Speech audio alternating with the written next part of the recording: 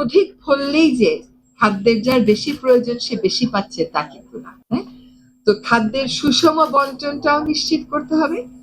Farmers rights act, কৃষক অধিকার আইন বলে একটা আইন 2008, 9, 10, 11 এই সমস্ত সালে খসড়া হয়েছিল। আপনি একটু দেখেন, ওই খসড়া নিয়ে আমরা ভাবতে পারি।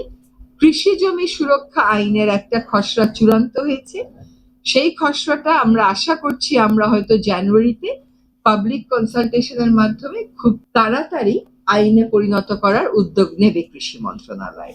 কৃষি বাঁচলে আমরা বাংলাদেশটা বাঁচব। সকল দেশেরই তো এক অবস্থা। ইউক্রেনে যখন যুদ্ধ শুরু হলো, সবচেয়ে বেশি টেনশন হলো যে ইউরোপে খাদ্য সরবরাহের তাহলে কি হবে। কাজে খাওয়ার জায়গা হচ্ছে দুটা, আমার কৃষি জমি আর আমার পানি। এগুলোকে যেন আমরা ঠিক রেখে আমাদের বাকি উন্নয়ন কাজ করি। শিল্পের প্রয়োজনে নদী দূষণের বন্দোবস্ত দেয়া যাবে। আমাদের খাওয়ার এখন কোনো পানি নেই, নদীগুলো এমন দূষিত যে চাইলেই আপনি এগুলো অনেক উন্নত প্রযুক্তি, অনেক বিনিয়োগ ছাড়া উদ্ধার করে আনতে পারবেন না। উন্নয়নের দর্শনে যেমন আমাদের পরিবর্তন দরকার, নীতিগুলোরও আমাদের বাস্তবায়ন দরকার।